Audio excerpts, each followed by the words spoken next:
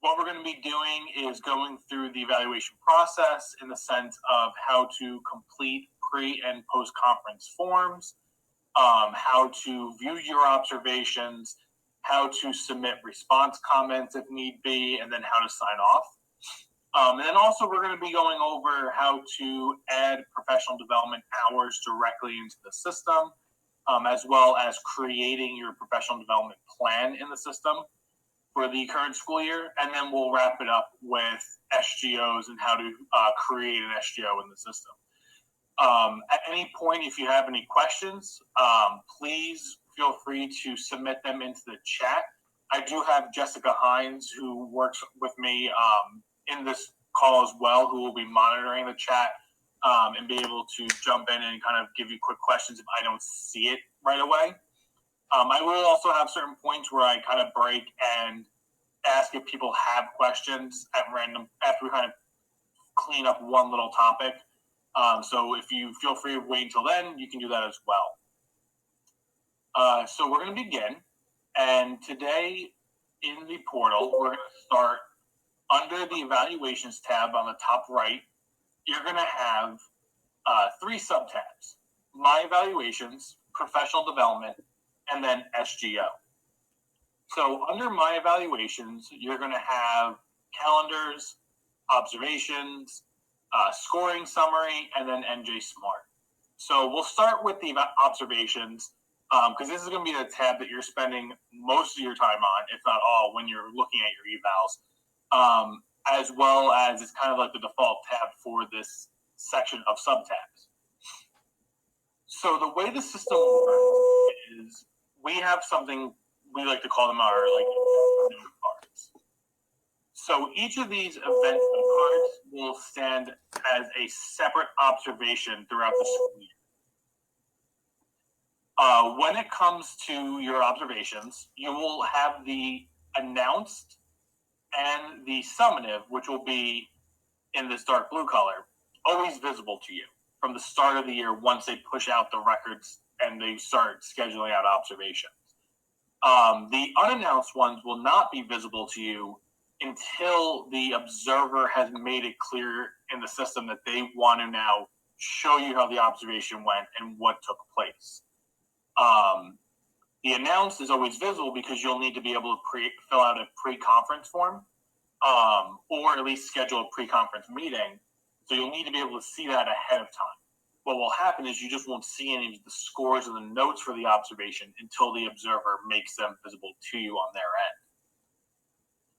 So we're going to go through each of these fields, and then at any point, again, if you have any questions, just please feel free to ask. Under the pre-conference section, it's going to work the same exact way for pre- and post-conferences. The only difference is going to be that it's a different form that you're filling out. But the functionality and the features are no different. So here it will tell you that when the face-to-face is taking place, it will give you the date and the time that was scheduled. It will tell you the name of the form that you're filling out. It will tell you a due date. So if your observer possibly wants the form due back a day or two before your pre-conference meeting, they can set a due date. And then if you miss that due date, it will let you know that the form is overdue.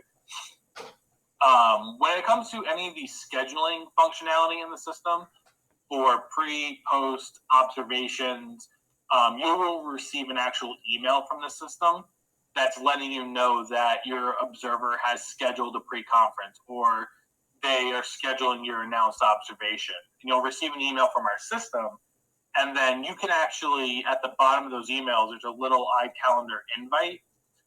You can actually click on that, and then it will add it right to whatever calendar you're using. So if you're using, Outlook or the Apple calendar options, whatever they are, it will drop it right in for you. So then you can kind of keep everything in one place and on track. When you actually want to fill out a pre or post conference form, you'll simply just click on View/Fill Form, and then it's going to bring you into the pre or post conference form. So these will be populated with the questions that your district has provided us. These types of comment boxes will expand. So you can click on the bottom right-hand side and expand the box so you can see if you're writing a lengthy response, everything in one shot. There's also no limitation to how much you can fit in here. So you can write as much as you need to and not have to worry about being cut off. Another functionality that we have is that we have a save and then a submit conference forms. The save functionality lets you, start answering your pre-conference questions or post-conference questions. And maybe if you want to step away or think about what you wrote and go before you submit it, you can just click save, and then it will save the changes, and then you can always come back to it at a later point. Submitting will actually submit the form and then lock it, so then you're unable to make changes. It will save at the same time too, but again, it will make it where then you can't modify it. If you accidentally click submit, which it's going to happen at least once or twice, especially in the beginning, you can let your observer know, and then they can actually release the form back to you. So then wherever you left off, it will just become unlocked, and then you'll be able to continue working on it. So if I was to submit my form right now, it's going to say, do you want to submit your form? The screen will become read-only, and then an email will go out to the observer letting them know that you submitted your pre-conference form. If I hit submit answers, it now becomes a read-only. And as you can see, I can't make modifications or click on anything. Again, if they go to release it to you, it's going to go back to what the screen just looked like, where you can continue to fill it out and make adjustments as need be. And that works, again, for both the pre- and post-conference forms in our system. Do make sure you do save often, because if you are writing a lengthy response, we'd hate to see that, if your computer dies or you lose internet, that you lose that work and you have to retype it up. So we just like to make sure you are aware to save and save often, just in case, anything ever happens. If I am to go back,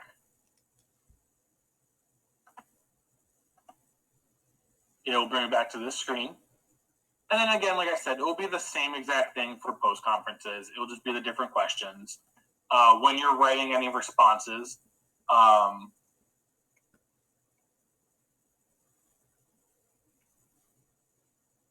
when I'm typing my response, any of the font, once I click away, will appear in red. That's a clear indication that I have not saved, or that this data could possibly be lost, again, if my computer dies or if I lose internet connection. So that's just a little friendly reminder to save again and save often. So if I go back to my screen, the only other button with pre and post is the print form answers. So if I want to view my form after I filled it out in a PDF version, I can click on this. It will provide me with a form with each of my questions. And then in a blue text, it will provide me with the answers that I submitted. So then it clearly defines what I wrote and what the questions were on the form. So it's easy to see the difference. Does anyone have any questions or concerns or comments about the pre or post-conference functionality in the system? Can you just repeat where you see the PDF? Yep. So right here, print form. Oh, okay. If you were to click on that, it will bring you right to the PDF form for you. Got it. Thanks. You're welcome. And that's going to be for a lot of things. We have PDF options throughout the system. So you'll see that symbol and that button a lot. Because sometimes you can always look at the screen where you're typing in your information, but a PDF just always looks cleaner and easier to read if you have a lot of data you're trying to double check or see what's going on. So when it comes to the observation, you're going to have a few different PDFs you can look at. The first one being just a blank version of the rubric. So if I click on View Blank Rubric, what it's going to do is it's going to give me a PDF of the rubric that I am being evaluated on, but it's not going to be filled out. It's just going to be a blank copy. So I can always reference it, see what's going on, so just so I know what to look out for. Then there will be one that says view rubric. The view rubric will be the actual scored rubric that will highlight the individual scores that were selected during the observation, as well as any notes that the observers took that they mapped to various parts of the rubric as supporting evidence. So you can see right here that it says note 1, note 2, note 3, all are related to this one subcomponent. At the bottom of this page, you can see notes 1, 2, and 3, and then see what the note is. So you'll always have this at your disposal, and you'll be able to view it whenever you want once the scores are released to you that they've completed and they finalized everything. And then the last one will be the observation full report. This is what it's going to be kind of like a one-pager, maybe two, depending on how much they write. It's going to give you the overall domain 1 score, overall domain 2, 3, and 4 for that individual observation. And then it's also going to give you your overall score for the observation as a whole. The other things it's going to have as well will be the narrative piece that the observer will fill out. It will pull the answers that they respond and that they wrote out right here in a blue font. And then at the bottom of the page, there will be a spot for your signature and the observer's signature. And then it will timestamp it with the date when you actually sign off on the observation. In a few minutes, I'll show you how to sign off on the observation, and then we'll come back to the screen to show you what that looks like once the signature is stamped onto the PDF. And then the only other things under the observation is it's going to show you when it's scheduled for, if it's something, if it's an announced or, again, a summative observation. And then it will give you your score right here, but you'll be able to see that, again, on the full report and the rubric report as well. The only other things on this top line are the document log. So with the document log, this is where you can upload any evidence that you may need for that individual observation. You can attach documents, Word, PDFs, JPEGs, PowerPoint, Excel, whatever you need, simply just by titling it whatever you want to call it. We can say worksheet on history. And then you can choose the file, upload it just like you would any other file. And then what's going to happen is both you and the observer will receive an email notifying you guys that a document has been attached to an observation. This way, everyone's kind of in the loop. And same thing goes for when the observers attach files, if they ever do. You'll receive an email letting you know that they attached the document. Just so then, again, there's no discrepancy or no one doesn't know what was being uploaded as evidence. You can also attach URLs. With URLs, I know with a pretty popular thing now is Google Docs. You can upload the URL for Google Doc. What we do recommend, though, is that you actually save the Google Doc as a PDF and attach the PDF version instead. Only because a link brings you to an outside site, which is an ever-changing document. So the reasonings why you may attach it, 3 months ago, it may not stand true now. So if you're using it for a specific piece of evidence, you may want to make sure that whatever is there now is set in stone. Again, it's just a suggestion. It's not means that you have to do it that way. It's going to come down to what the district as a whole wants to do with that type of information. In relation to uploading documents. The only other thing we do tell you to stay away from as well is audio and video files, only because over time they can chew up a lot of server space since they are much larger type of files. So just try to stick to your more, Words, JPEGs, PDFs, and things like that. Does anyone have questions about the document log or anything that we've gone over up to this point?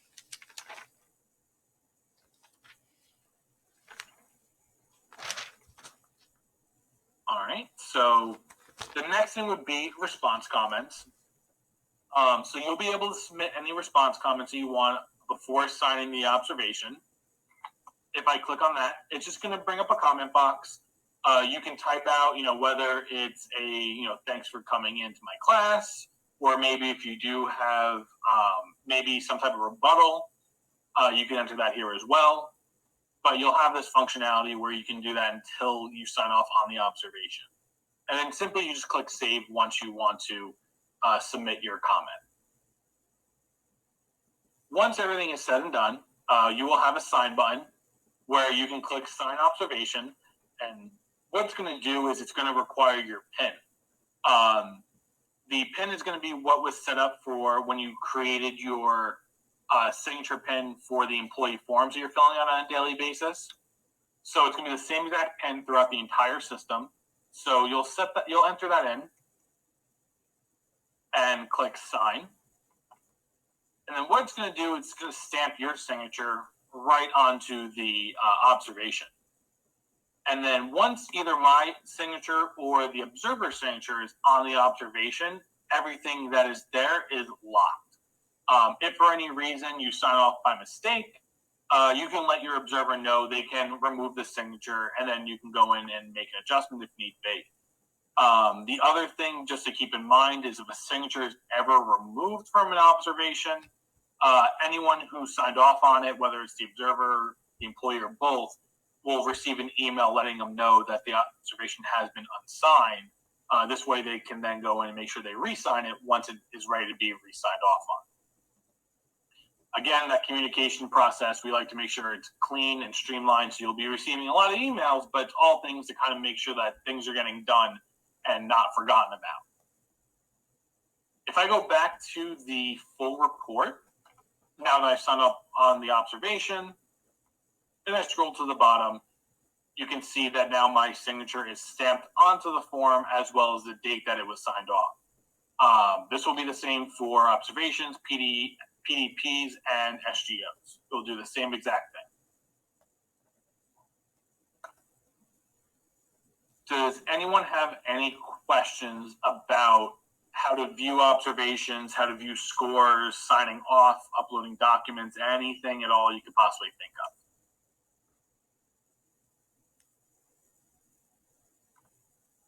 All right, so we're going to move over then to the other tabs under my evaluations. One last thing I want to point out on this screen, which is going to be pretty true on PDPs and SGOs as well, is we have a year navigate. So each year that Butler is using staff management, moving forward, we don't have any historical data, but moving forward, you'll be able to toggle between school years and see previous year's observations, as well as previous year's PDPs and SGOs. We never archive data, so it's always going to be there for you, and you can always view it whenever you need to. The calendar functionality, all it does is it just shows you if you have an observation scheduled that's an announced observation, when it's taking place, and who's it's for, which would be yourself, but most of the time you're going to have all those emails that you're receiving, and they're going to be in your external calendar, but I just like to point out that we do have this in here. The scoring summary. So the staff scoring summary is a really cool screen. What this does is it takes the rubric and then it breaks it down into each subcomponent and then pulls all your observations onto this one screen. So as a whole, you can see where you stand in relation to, component 1A. I got a 4 on it, the first observation, the second observation, I got a 3, so my average is a 3.5. So you can really see what areas, maybe you're struggling with a little bit, where you want to focus maybe a little more attention to, and then it will give you your overall domain 1 average right here, domain 2, and so on. But it's just kind of a nice little way, again, just to see how you're doing, keep on track. You can maybe look where you want to maybe put a little more attention into for the next time you have an observation, just in general. So it's at your disposal to use this. And again, you can toggle between school years on this as well. And then the last tab under my evals will be NJ Smart. This is going to be used really only for those individuals who receive an MSGP. I know that they are not doing it again this year, the state, but when they do start doing MSGPs again, there will be, what will happen is you'll have two signatures. So you'll have your summative observation at the end of that year, which you would sign off on, just kind of saying these are my scores. And then what will happen is this district sends the scores off to the state. They certify the scores, and then they send them back.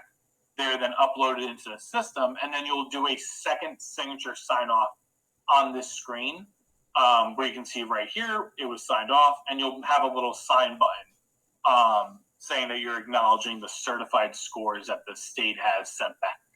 Again, this is going to be only a handful of staff members, but we just like to point out that that functionality is there as well. We're going to move over to professional development. With professional development, we have PD hours and then PD plans.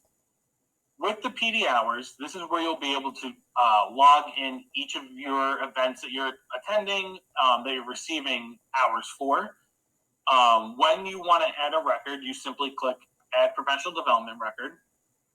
And then some of these fields might be slightly redundant depending on the event that you're going to.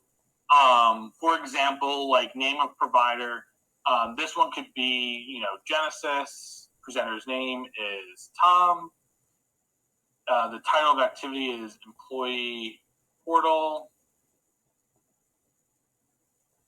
training, reviewing the employee portal process for teachers.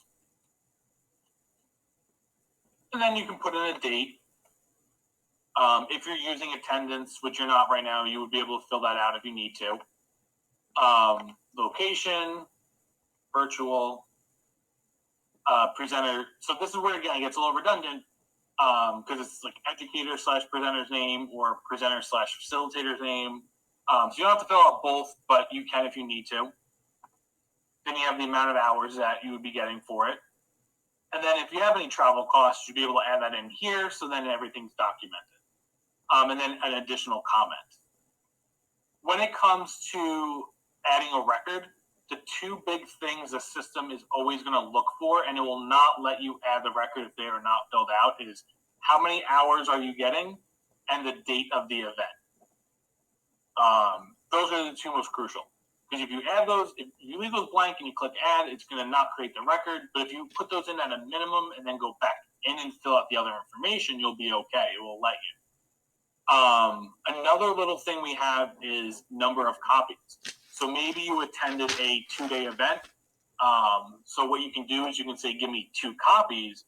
And then instead of having to sit here and retype everything each time, you can just do number of copies 2, click add.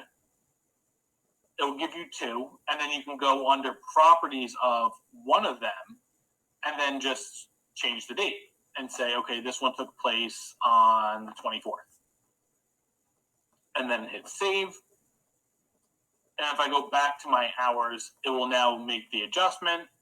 And now I've created a record for both events instead of having to sit there and retype it over and over. What the system will do is it will give you each hours right here and then a total at the bottom. And then once you create the event as well, you'll have a spot to upload documents. So maybe a certificate or a syllabus that you attended. You'll be able to upload any documents you need as evidence that you went and attended this training. So you'll be able to upload those right there. We also have the copy activity button. So maybe if you didn't create the record when you first did it, saying you need 2 copies, you can always come back and copy the event from here and then make the adjustments. Or if you've added something and you want to remove it because maybe you just messed up filling it out, you can just delete and then start over. The other 2 little things we have is an export to Excel. So if I was to export the current screen to an Excel and I open that up, it will give me just in an Excel format a breakdown of each of my hours and you'll be able to see everything in one shot right here. So maybe you have to bring it to a meeting, or you need to print it out. The other one is a PDF. It's going to be a little bit cleaner looking, where it'll give you a row for each event, and then it will say all the information right there. But you have both these options. The other thing, too, is that your observers will always have access to your hours. They'll be able to see them. So you really won't need to print them out often, because if they ever want to see them, they can just go in themselves and view how you're doing and what events you've attended. So that's always going to be right there. And then again, we have the year navigate. So year to year, you can go back and see what you attended and things like that if you ever have to reference anything. Does anyone have questions or concerns with the PD hours, ending events, or maybe a question from anything we've gone over at all at this point?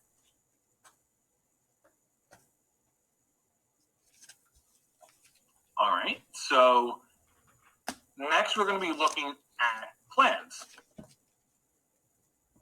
So with the professional development plans, the system will allow you to create as many plans as you want in the system for that school year. It doesn't limit you. So if I click on create new plan, it'll ask for a start and an end date. And then once I put those start and end dates in, it's going to bring me into the plan itself so I can start working on it. So I'm going to put in, let's say, September 1st. And then if I click on the calendar icon here, I can click and fill out, let's say, June 30th. Click add. And what's going to happen is you're going to gain a few new tabs along the bottom. When you're under PD plans, the tab labeled plans with an S is where each of your individual, like it shows you all the plans you have in the system for that year. Once you go into an actual plan itself and click edit, that's when you'll gain the additional tabs, which plan will be the first starting screen, and then you'll have areas identified, goals, support, and then the summative review. I think I have one that's kind of filled out a little bit. Let me see. Okay. We'll go back to my new one. So the way it works is you'll simply just go through each of these tabs and fill out the information as needed. So areas identified, the way the system will work is that it builds based on your needs. So if I click add, it's going to give me a section for areas. I can type in, just for right now, my areas identified, click add. And then if I want to add a second area, I can click add again, and then I can fill that out. And I can add a third one if I want. So as you need them, you'll fill out what you need. So you're not going to have extra boxes on here if you only need one or two areas or one. Once you've gone through and filled out your areas, you'll have then, and actually also, sorry, you do have a delete button. So maybe if you added one extra one, you can just delete, and it will bring you back here. And then you can also make adjustments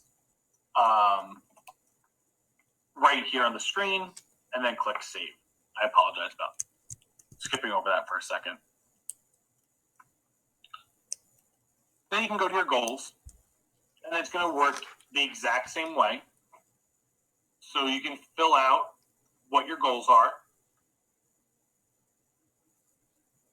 and then it will give you the appropriate boxes. Again, the system will not limit you, so you can write as much information as you want. These boxes will expand, as well as the PDF. So if you write a nice, lengthy, detailed response, your PDF will grow, and it will not cut off or restrict you, saying that you've entered too much information. So you don't ever have to worry about that. And then again, you can always add a second goal if you need to. If you are adding a goal, an area, or anything like that, you don't have to necessarily fill out the information right on this little pop-up. You can click add, and then you can just fill them in here once you you kind of build out how many you're going to need. It's completely up to you on the process of how you're going to go through and filling it out. I just like to point out all the different little tricks and functionalities that we offer. The next section will be support. So this one is just going to be one massive comment box.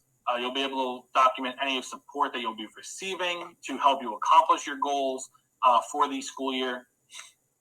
And then finally will be summative review, which will come at the end of the year. You'll be able to add in what your review section was, your goals, if your expectations were met, either a Y or an N, sources of evidence, and then a review date. And then again, you can add as many of these as you need to based on how big your professional development plan is. And then at the end of the year, you'll have a separate signature section right at the bottom for that piece. If I go back to my plan tab, this is where, again, it has the school name, your assignment, department, your grade level. If you have this year's summative rating, that will come in, your start and end dates. But this is where you'll also have a document log. So you'll be able to, again, upload any documents or evidence you need for your PDP. And then this is also where you'll sign and submit it once you've completely filled it out and you're ready to send it off for approval to your admins. It's going to work the same way again. It's going to ask for your PIN. You would enter the PIN and then click sign and submit. If for any reason an admin is reviewing your plan and maybe they feel like maybe you can add a little bit more to it or make an adjustment, they have the ability on their side to send it back, as well as it'll give you an email saying that your PDP was sent back to you, and then they could fill out in that email as well what they want you to maybe elaborate more on or remove. So then you're not doing a separate email outside the system. They'll be able to send that right all in one shot. You can make your adjustments and then resubmit it. And then you'll be able to see if it gets approved that time. So it's a lot of functionality all in one spot. And it just kind of makes it clean and easy for you guys to make sure everything is getting done on time and then nothing is getting lost in transit between you and the admins reviewing things. Does anyone have questions about filling out a professional development plan, submitting one? The only other thing I did forget to go over is the PDF, which is right here. It'll be along the top of each screen that you go to, the print PDF. And all it is going to be the state form that, again, will grow and expand as you enter information. So you won't be limited or restricted to how much you can write. So does anyone have any questions or concerns about PDPs, PD hours, or anything at all?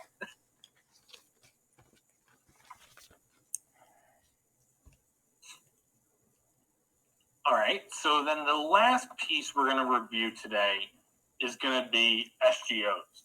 I know this is everyone's favorite topic, but we have a really cool functionality that's going to make your lives so much better. That's why I save it for the end. So then it's kind of like a nice, you're being sent off with a good note. With the SGOs, it allows you to submit up to 3. So you can say SGO1, you can toggle to SGO2, or SGO3 if need be.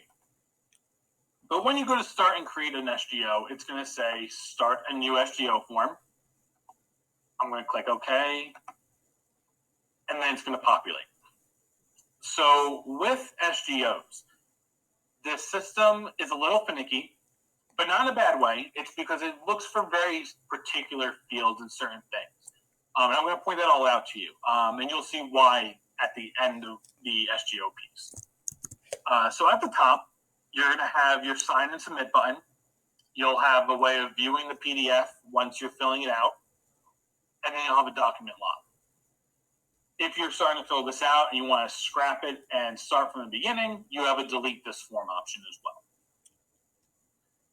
So what you'll do is you'll have your grade, your course/subject, and then your number of students that are going to be on this SGO. This is the first very critical, important piece of information. Whatever number you put in, it has to be equal to your total number of students further down the form. I'm going to click save. It's going to save my results that I've entered so far, and then I can move on.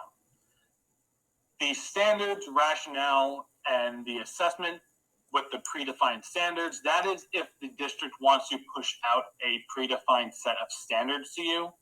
If they don't, it's not a big deal. Not many districts have that. They would be able to push it out, and then you can elaborate more on it right here. But if they're not going to, you can just skip right over it. It's not going to prevent you from filling out the form. The next thing will be the starting points and preparedness groups. So the system allows you to have either a tiered or non-tiered SGO. You can have both when it comes to if SGO 1 is a tiered and then SGO 2 is a non-tiered.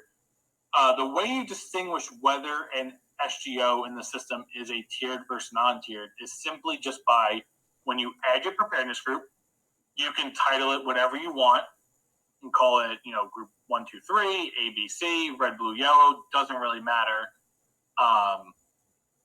Click add. And then right now, my SGO is a non-tiered SGO. I have one group and then that's it. The second I click add and I add a group 2, it automatically now becomes a tiered SGO, and the system will account it as a tiered SGO. So there's nothing fancy you have to do to distinguish whether you're a non-tiered or a tiered staff member, just by the number of preparedness groups you add. And then you'll have your spots for information. You can put,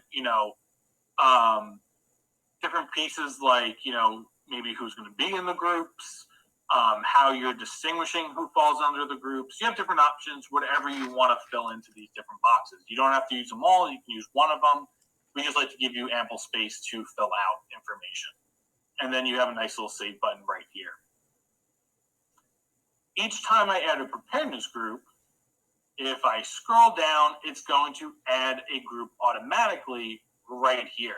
And this is where that number of students at the top is very critical.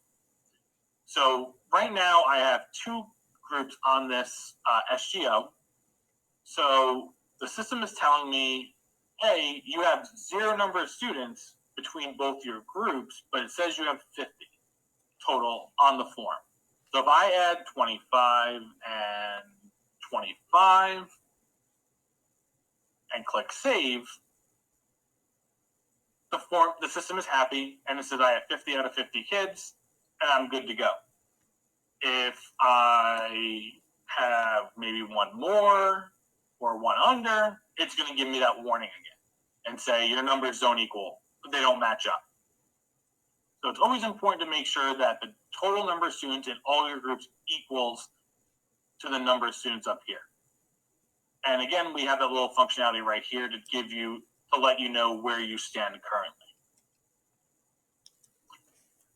Right here, you have a little comment box. So if you want to put in what your target score is for each of the groups, you can do that as well. If it's not filled in, it's not going to prevent you from submitting the form. The next piece is the scoring plan. So this is very important in the way that you fill it out. I'm going to try to put it the best way possible and explain it. So when it comes to the scoring plan, under the 4, the 3, the 2, and the 1, you'll have a section for each group. What the system does is the system will do all your calculations for you at the end of the year, so you actually don't have to figure out what your SGO score is. It's going to do all the math, and that's why the numbers have to add up perfectly between your groups and the number at the top, as well as your scoring plan needs to be filled out correctly to allow the system to do an auto calculation. With that being said, it only looks at percentages. And when it comes to percentages, it does not want any symbols, ranges, nothing like that. So for me to receive a 4 in my group 1, I need, say, 80% of my kids in group 1 to get me a 4. So right now, the system knows that from 100% to 80%, as long as I fall within those ranges, I have a 4. For 3, we're going to say 70. For 2, 60. And then for 1, we're going to say 0. So the system knows that from 79 to 70, I'll get a 3. From 69 to 60 will be a 2. And then from a 59 to a 0, I'll get a 1. So you do not need to put, say, 69 to 60. It will not let you do that. You can do it, but the system will not do the calculations automatically for you. And it's going to tell you right here, system cannot auto-calculate the teacher SGO scores for each group. And you can even click on the little warning icon, and it will tell you it needs to just be a number. It cannot be a range or any symbols. No greater thans, less thans, anything like that. So once I remove this, and I fill out, we'll just do the same scoring for here. I click save. The system is happy, and it takes my scoring plan. Let me just adjust this to get rid of that error. So in an ideal world, you have no errors, and your plan looks something like this. The student target score, it's just a text field, so you can fill in what your student target score is. It doesn't play a role in the calculations or anything else in the system. It's just a place to enter that information. Excuse me.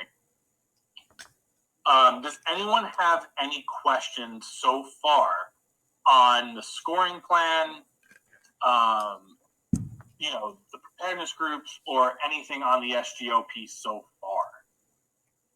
I do have a question. I do not have the SGO tab. Is that something that has to get added to my account, or is that? Yeah, I can go through and I'll make sure that's turned on for everybody after this training. Okay, thank you. Only because I'm trying to follow along on mine, and I just didn't have that part. That's all. No problem. Yep, I'll make sure it's turned on. Okay, thank you. You're welcome. Any other questions in relation to SGOs? Because what I'm going to do is I'm going to show you the results section with the auto calculations. So what I'm going to do is I'm going to skip over now to my second SGO, since I have this one filled out and completed, so I can show you the results section. The results section will not show until it is opened up to you later on in the school year. Your observers will need to do that. So what happens is, in the results section, it's very simple. All you need to know is, out of each of your groups, how many students in each group met their goal, and that's it. So for example, in group 1, I have 20 students, so we're going to say 18 met their goal. In group 2, maybe I only had 10. And then in group 3, out of 25, we're going to say 15. That's all I need to do. Once that information is filled out, I click Save and Recalculate SGO. It's going to tell me that what it's doing. It's going to blank out any fields if I have anything pre-filled out in these other sections on the results section. And then it's going to give me my score. So based on my results, I unfortunately got a 2 because I had only 33% and 60%. Say if I was to adjust that up to, let's say, bring this up to maybe 20, not 120, 20, and hit save again. It will recalculate it, and you can see in this one I got 2.67. So it does all that math for you. What it does, it basically just says, this is how many kids met the goal, this is how many were in the group, and then it gives you what the percentage was, and plugs you in on the chart accordingly, and it will highlight for you right here where you fell for each group. So right here, it's going to say the score that's being reported to NJ Smart. She'll be able to clearly see what you got. And then also you have a note section and a review if you have to fill out for your SGO also. Once everything's all said and done, you can save, sign and submit, and then you're all done with your SGO for the school year. You can have one mid-year review. So the system does allow you to create a mid-year review. Your observer would need to create it on their end. It's a button that they click. And what it actually does is, I go back to last year, I believe I have an example. So right here you can see where it says SGO 1 original and SGO 1. When you do a mid-year review, it basically takes your SGO in its current state, creates an original copy, so you always can go back and reference it, and then creates a new working version with all your information filled out, and you can go in, make adjustments, sign and submit it, and then continue on business as usual. But you'll always have that original SGO to reference back to if you ever need to. So it's kind of just like making a copy, storing it, and you'll always be able to view it if you ever have to go back to it. And you can do that for each of your SGOs. It'll allow you to do it one time for each one that you have completed. Does anyone have questions, concerns, or comments about the auto calculations or anything at all that we've gone over at all today?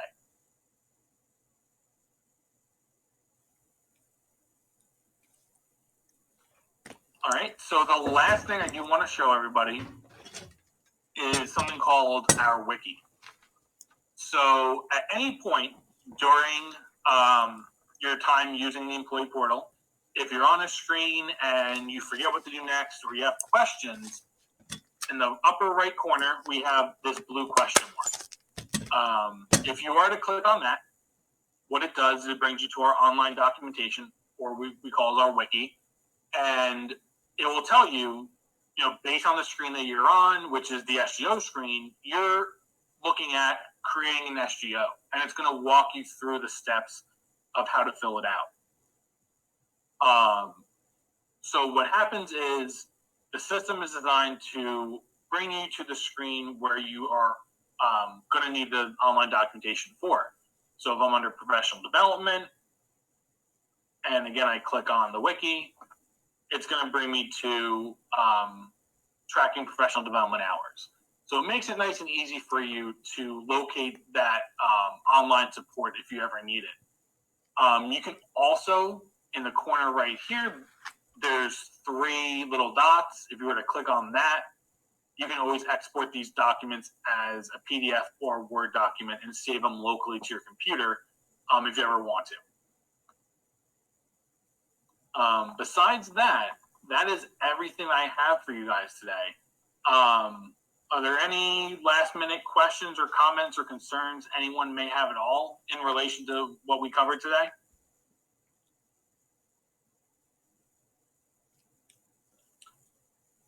All right, so if not, then everyone is good to go. I thank you for your time today. If you have any questions you think of later on, you can let Esther know, and then she can send them over to me, and I can get those responses back to you. But otherwise, thank you, everyone. I'll hang back for a minute or two, and you guys can ask me a question privately if you want, but I'll hang back until everyone's off. But thank you, everyone. Thank you. Thank you.